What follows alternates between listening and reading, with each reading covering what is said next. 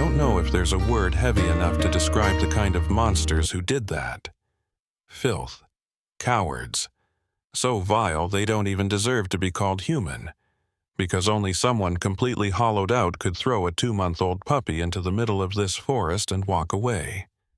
No glance back, no regret, just leaving it there, soaked and trembling in the mud and cold wind of the Montana mountains. It was raining. The first storm of the season carried the smell of wet earth, pine, and rust.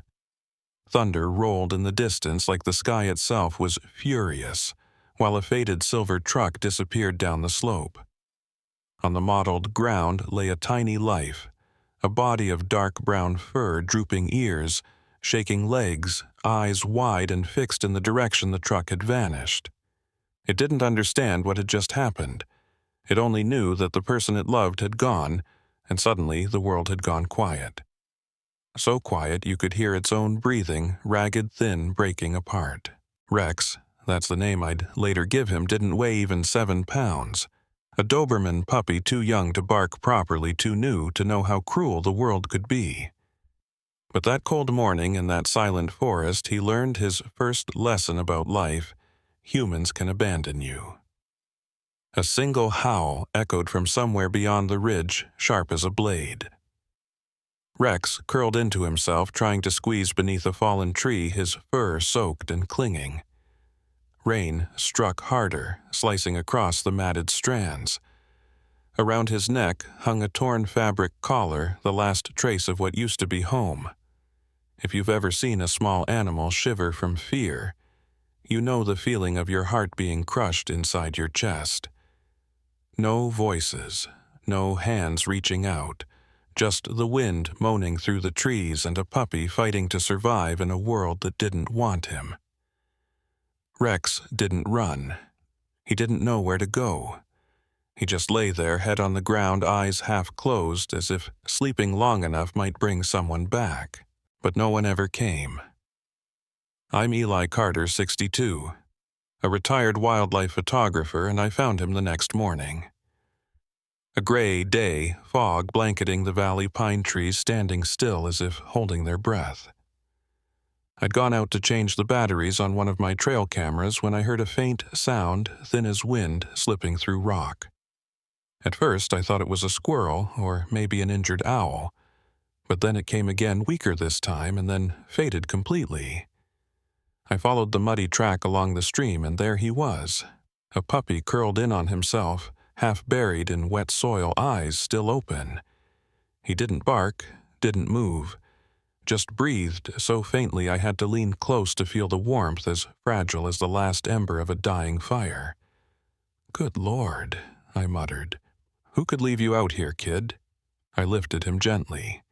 His bones felt like twigs, his belly hollow, his coat hardened with dried mud. I wrapped him in my jacket and held him against my chest, feeling that tiny heartbeat flicker like a clock about to wind down. And in that frozen silence I heard something else. Very small, very faint, but real a sound. Another cry, somewhere beyond the slope. I looked up through the mist. Rex stirred in my arms, lifted his head, ears twitching. He'd heard it too. A weak whimper so thin the wind nearly swallowed it. I froze. For a moment I thought, no, it can't be. Someone else. Something else out there. But the look in that little dog's eyes stopped me. Fearful, yet awake, as if he were saying, someone needs us. That was the moment the story truly began. A puppy, barely alive himself, ready to turn toward the sound of another creature dying. I don't know what instinct drove him then, but maybe when you've been abandoned, once you recognize the silence of someone waiting to be found. And I couldn't have known that tiny cry in the rain on the far side of that slope would lead us to something I'd never witnessed in all my years behind a camera. A small miracle. A great lesson in compassion from a soul who hadn't even learned to bark the word woof. I live alone on the northern slope of Libby, Montana. My old wooden cabin sits tucked beneath rows of pines wrapped year-round in mist and cold wind. Up here, winter stretches until May, and spring only visits like a guest in a hurry. Within 5 miles in any direction, there's no one else, just me. Eli Carter, a retired wildlife photographer. I once lived among crowds, surrounded by framed awards and gallery lights, sipping wine while people clapped at pictures of things they'd never truly seen. But then Margaret, my wife, died, and the applause killed with her. I sold the house in town, packed away the cameras, and withdrew into the woods. I thought silence would help me forget, but sometimes silence only makes you hear the emptiness louder. Every morning, I woke at 5, brewed coffee, turned on the radio just to hear a human voice, weather, news, anything. Sometimes, I'd even talk to myself just to keep from feeling like I was turning into stone. Until that day. The day I brought Rex home. He weighed barely 7 pounds, soaked through cold as ice. I wiped the mud from his body with a warm towel and wrapped him in Margaret's old flannel shirt. He trembled non-stop, whimpering now and then. I placed him by the fireplace where the flames painted reflections in his eyes, 2 wet brown drops clinging to the last bit of warmth left in the world. I mixed honey with warm water and spoon-fed him carefully. He drank slowly, shivering, then lifted his head and looked at me. That look, it touched something deep, as if someone had brushed against an old scar. "It's okay, kid," I whispered. "No one's ever going to leave you again." That night, I didn't sleep. Each time the wind hissed through the cracks in the door, I looked down at the cardboard box by the fire where Rex lay curled up in Margaret's scarf. I thought maybe she'd smile if she could see me now. A dry, quiet old man, learning to cradle something small again. By morning, the forest was drowned in fog. As I poured coffee, I heard a faint scratching beneath the floorboards. Rex was awake. He stood shakily, trembling, and tried to walk toward me. I set down a small plate of rice porridge with chicken broth and watched. He sniffed once, then twice, then licked. His tail twitched. I laughed, the first real laugh I'd made in months. Good boy, Rex. The name just slipped out. I didn't know why I chose it, maybe because it sounded strong yet warm, like a promise meant to protect. All day he followed me everywhere. When I chopped wood, he lay beside the pile. When I fixed the fence, he slept near my boots. Sometimes I'd pause, glance down, and see him looking up, just making sure I was still there. Strange how I thought I was the one saving him, yet his tiny presence was what pulled me back from loneliness. By dusk, the valley was thick with fog. I sat at my desk and wrote a few lines in my old notebook, Day 1. Rex survived. There's something in his eyes that makes this house feel less empty. Just then, a sound broke the stillness outside, soft but unmistakable. Rex stiffened, ears up. The second sound came faint, trembling, almost like a cry for help. I rose and looked out into the white haze beyond the porch. Rex crept toward the door, eyes fixed on the dark. He whimpered once, then turned to me as if saying, "Someone needs us." I grabbed my coat, picked up the flashlight, and opened the door. And I had no idea that those small steps, mine and his, would lead us to something unimaginable. A puppy who had just been saved would go on to save another living soul, in a place where kindness seemed long forgotten. March in Montana carries a strange kind of silence, like the whole forest is holding its breath, waiting for something to happen. I shone my flashlight into the darkness beyond the porch.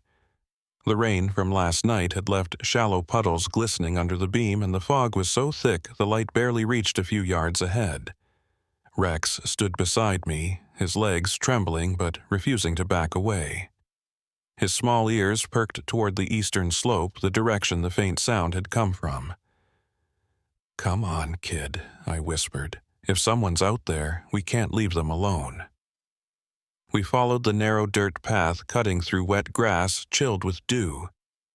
Each step I took, I could feel Rex's tiny breath against my hand.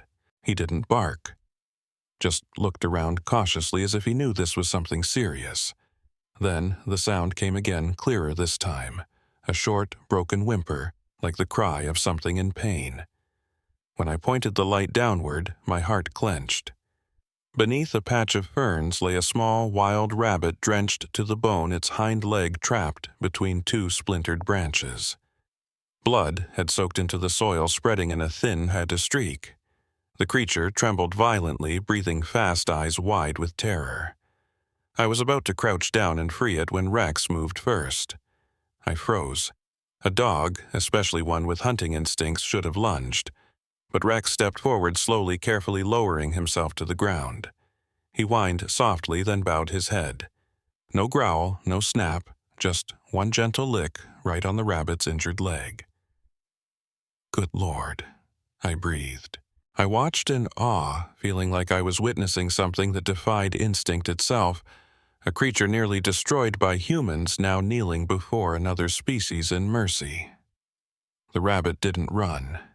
It panted hard, blinked repeatedly, then fell still. I gently lifted the broken branch and freed its small leg. Rex stayed beside me, occasionally licking the wound as if to calm it. When the rabbit was finally free, it didn't flee into the woods. It simply leaned against Rex's leg, trembling. "All right," I murmured, "you're safe now. We'll take you home." On the way back, a light drizzle began to fall. I cradled the rabbit in my hands while the Rex walked close to my side, watching carefully as though afraid I might drop it. I'd never seen eyes so intent, like that little dog understood he was carrying a responsibility far greater than himself. Back at the cabin, I spread a dry towel on the table, set the rabbit down, and gathered antiseptic and gauze. The wound wasn't deep, but the poor thing was weak, barely conscious. Rex sat nearby, head tilted, nose hovering just at the edge of the table. Every time I touched the injury, he whimpered softly as if feeling the pain for the rabbit. I couldn't help but smile, half trembling, half amazed. "Kid," I said quietly, "you didn't just survive. You've got a heart, too." I cleaned the wound, wrapped it gently, and laid the rabbit inside a small box lined with a towel. Rex immediately curled up beside it, resting his head on the edge of the box. No one had taught him that, but he knew. That night, the wind howled through the pines outside, while inside the cabin 2 small lives slept side by side. A wild rabbit and a tiny dog, both abandoned by the world, now finding warmth in each other's presence. I sat there until midnight, watching the fire dance, listening to their breaths rise and fall together. And somewhere deep inside me, some part that had long stopped believing in goodness stirred awake. Maybe compassion was still alive.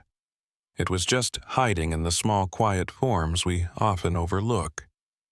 And I didn't know it then, but that night marked the beginning. Because in that little wooden cabin, a strange bond between 2 creatures had just been born, one that would change the rest of my life. That night, the Montana woods were so dark it felt as though the forest had swallowed the very idea of light. I held the flashlight steady, and Rex, the thin little Doberman, no more than a few months old, walked close at my heel. Every time I slowed, he whimpered softly, glancing back at me, his eyes glowing with a strange certainty, as if he already knew something waited ahead. The wind hissed through the pine canopy, carrying the scent of wet soil, decaying leaves, and the cold breath of melting snow. Then came a sound, faint, broken, barely more than a whisper. A cry for help, fragile as the last thread of life. I turned the beam toward it. There, tangled in the crushed ferns, lay a young wild rabbit. Its pale gray fur was drenched hind legs, trapped between 2 snapped branches, blood soaking the mud beneath. Its breathing was so shallow it seemed to fade between heartbeats. I knelt, my chest tightening, but before I could reach out, Rex stepped forward. I froze. A hunting breed by nature, driven to chase and kill, was now approaching what should have been his prey. I started to pull him back, but stopped. He didn't growl. He didn't lunge. Rex lowered his head, whimpered softly, and licked the bleeding wound. One small, trembling lick, gentle, cautious, as if he feared adding to the pain of the fragile creature before him. I sank to my knees, speechless. In decades of photographing wildlife, I'd seen nature at its harshest, the strong survive, the weak perish. But never, not once, had I seen a puppy defy its own instinct to heal what it should have hunted. The rabbit quivered but didn't run. It looked up at Rex, and slowly its panic ebbed away, as if realizing the creature before it wasn't danger, but the only warmth left in a frozen night. I eased the branch apart and freed its tiny leg. The rabbit collapsed, its head resting against Rex's paw. Rex sat down beside it, pressing his nose lightly to its back, a small, silent comfort. On the way home, I carried the rabbit in my arms, while Rex walked close beside me, matching every step, glancing up often, as if to make sure I still held it safely. The sky was heavy and gray, but I knew the only light that night wasn't above us. It was in the eyes of that little dog, guarding a life not his own. Back at the cabin, I cleaned the wound and dabbed it with antiseptic. Rex lay by the table, head on my foot, watching every move. Each time the rabbit whimpered, Rex whimpered too, as though sharing its pain. When I finished bandaging the leg and placed the rabbit into a box lined with soft towels, Rex curled beside it, resting his head against the edge, breathing slowly and steadily. Two small beings, one abandoned by man, one wounded by nature, now side by side, finding each other in the faintest warmth that remained. I watched them for a long time. The fire crackled its glow, dancing in Rex's brown eyes.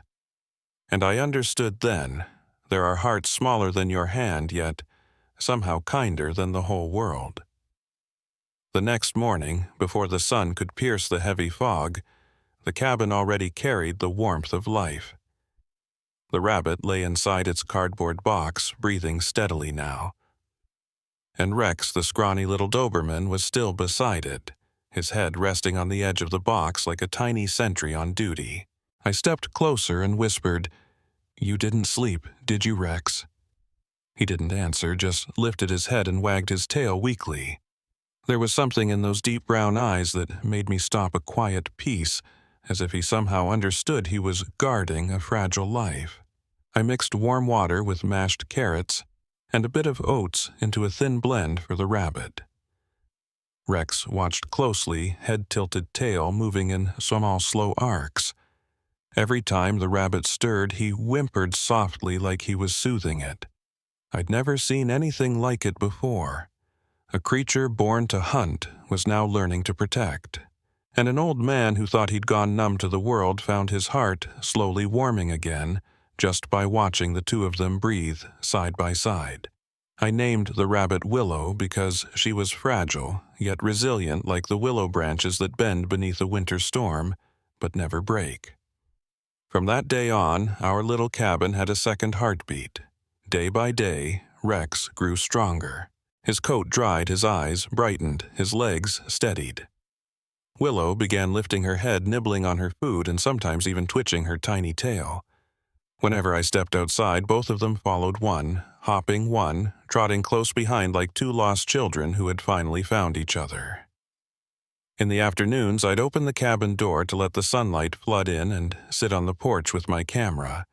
Through the lens, I'd see Rex lying on his side with Willow curled between his front legs. The breeze would stir the pine needles and the soft light would paint their fur in gold. And I couldn't press the shutter. I was afraid that if I captured it, the magic might vanish. That evening, I lit the fire. Willow slept on a folded towel, Rex beside her. When I approached, he only glanced at me as if afraid I might disturb the rabbit's sleep. "Don't worry, Rex," I murmured. "You're not the abandoned one anymore. You're the protector now." I sat down and watched the fire burn. Something had changed. In that small space, the crackling of wood blended with the steady breathing of two small lives. The cabin that once felt frozen was warm again, not from the fire, but from the feeling of witnessing kindness take shape in its purest form. That night, as the wind howled through the forest, I heard a faint sound, Rex whimpering in his sleep, paws twitching. Maybe he was dreaming of that rainy night, or of what it felt like to be needed. I bent down, stroked his head gently, my voice trembling. "Sleep, Rex, you've done enough good for one day." And in that moment I understood something simple: when you save a life, it's not just that creature who gets to live again, it's you too. Rex and Willow, those two small souls, had rekindled a light I thought I'd lost forever. And I didn't yet know that this small flame was about to be tested when the storm season came for us. Shuras. April in Montana arrives so quietly you barely notice it. The sky is still gray, the wind still sharp, and the spring rain hardly different from winter's chill. But inside the little cabin, life pulsed stronger than ever.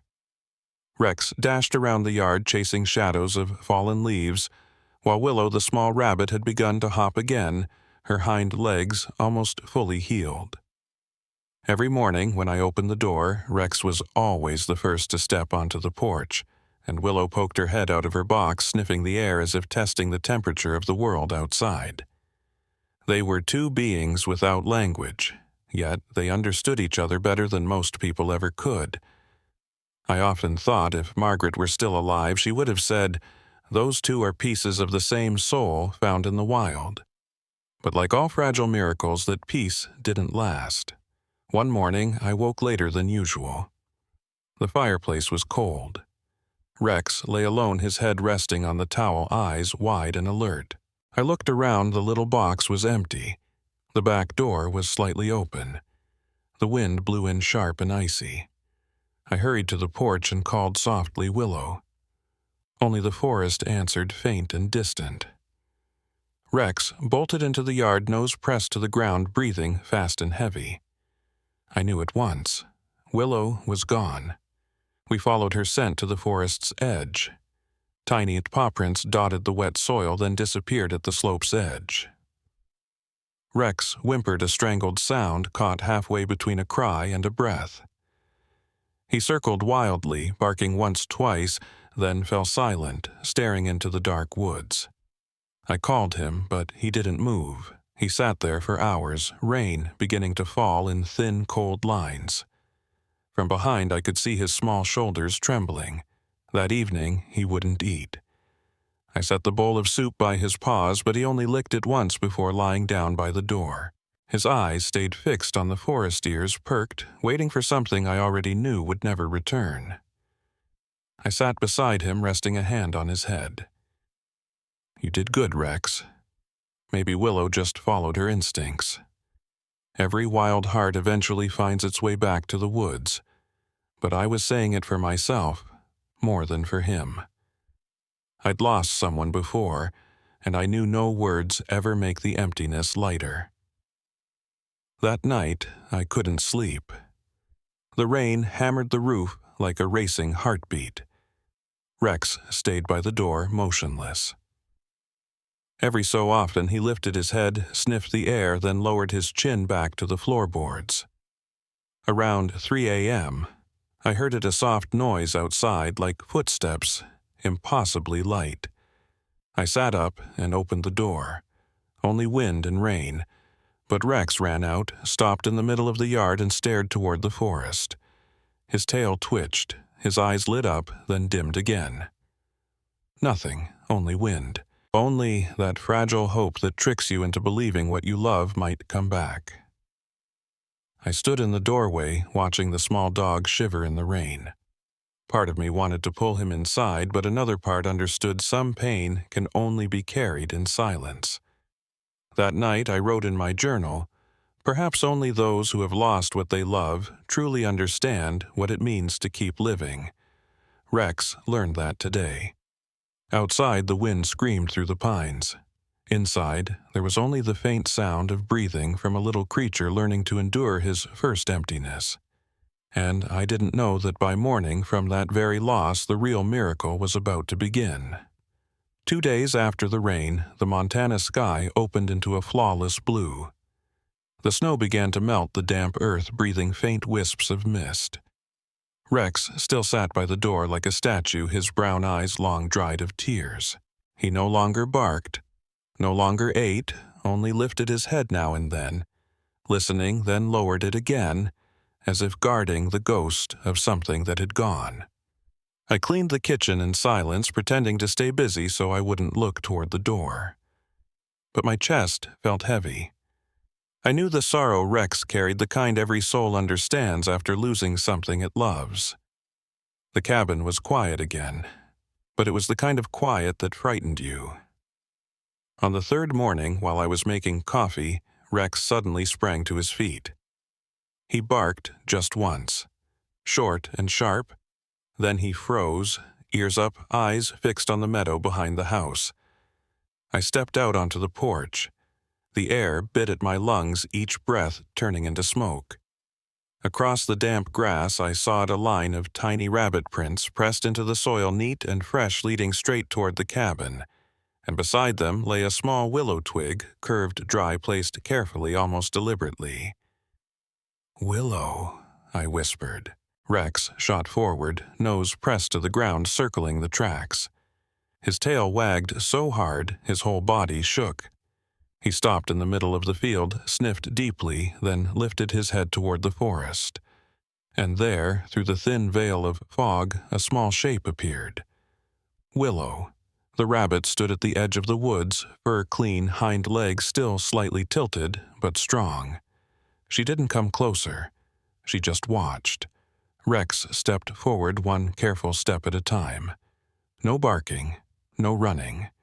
When he was a few yards away, he stopped, sat down, and bowed his head. The sight of it caught my breath. No sound, no movement. Just two small creatures recognizing each other again under a quiet sky after days of believing all was lost. Willow hopped once more, then stopped. Rex whimpered softly, tail moving in small, slow arcs, part joy, part gratitude. Then the rabbit turned back into the forest. Before disappearing, she looked over her shoulder just for a second, but long enough for me to see. I understood. She didn't need to stay anymore. She had survived, returned to the wild, and come back only to say goodbye. Rex lay down in the grass, eyes fixed on the woods, releasing a faint, tired sigh. I walked to him, sat beside him, and placed my hand gently on his head. "See, kid," I murmured sometimes, "love means letting someone go so they can live free." He looked up at me, eyes glistening, then rested his head against my lap. And in that quiet moment, I knew we had both learned how to heal. Outside, the breeze brushed across the meadow, and in that silence I felt something undeniable. Kindness, no matter how small, always finds its way back home. A month after Willow disappeared into the forest, Montana finally slipped into true spring. The snow was gone, and the stream behind my cabin sang again, carrying the scent of new grass and pine resin. Rex had grown fast. His black and tan coat gleamed under the sun, his legs stronger now, his eyes still gentle but steadier, more sure of the world. Every morning he still ran to the meadow and sat facing the forest, the place where Willow had vanished. I never stopped him. Maybe every living thing keeps a memory within itself that we're not meant to touch. One morning in May, when dew still clung to the grass, Rex suddenly froze mid-step, ears pricked. I was making coffee when I heard him bark for the first time in weeks. Not a bark of warning, but of joy, short, bright, almost like a greeting.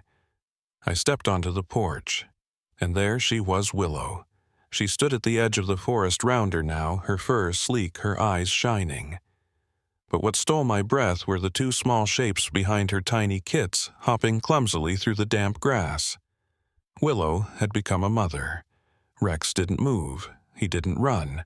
He simply bowed his head-tail, wagging slowly. Willow took a few more hops, stopped, and looked toward us for a long moment. Then she turned, and the three rabbits disappeared into the forest, swallowed by the early sunlight. I sat beside Rex, placed my hand on his head, my throat tight. "You see, Rex," I whispered. When we plant kindness, it always blooms back into life." He looked up at me, eyes deep and bright, and I knew he understood. No words, no explanations, just quiet gratitude shared between two souls that had walked through loss together. I built a small wooden sign in the meadow where they met again. It read, "Willow Meadow, where kindness finds its way home." From that day on, the cabin was no longer a shelter for a lonely old man. Sometimes, young photography students would visit to hear me tell the story of the puppy and the spring rabbit. They'd say it sounded like a fairy tale. I'd just smile. It's not a fairy tale, I'd tell them. Just a small lesson nature left behind for those who haven't forgotten how to love. Rex would lie beside me, eyes half closed under the sunlight. And from deep in the forest, I'd sometimes hear the soft rustle of leaves like a greeting from Willow. And I knew the miracle was still there. It lived in the smallest acts, in eyes that knew compassion in every warm breath of creatures once abandoned. When I closed my journal that evening, I wrote the final line: "No living being is truly alone, as long as it still remembers how to love." The Montana light spilled across the porch, and I understood what happened here was never just a story about a dog and a rabbit. It was a story about faith, about how humanity learns to believe again, guided by the quiet mercy of nature itself. Thank you for staying until the end of this story. If you're watching this video, maybe your heart is like mine, still believing that kindness, no matter how small, can heal the world. Rex and Willow were only two tiny souls in the forests of Montana, yet their love taught us something humans too often forget every time we choose compassion. The world around us becomes a little safer. If this story touched you, leave a comment below. Tell me about a small miracle you've witnessed or shared between people and animals. Because maybe your story will become someone else's reason to believe again. And don't forget to like, share, and subscribe so we can keep spreading more journeys like this, journeys where compassion still finds its way home. Thank you for believing that kindness still exists.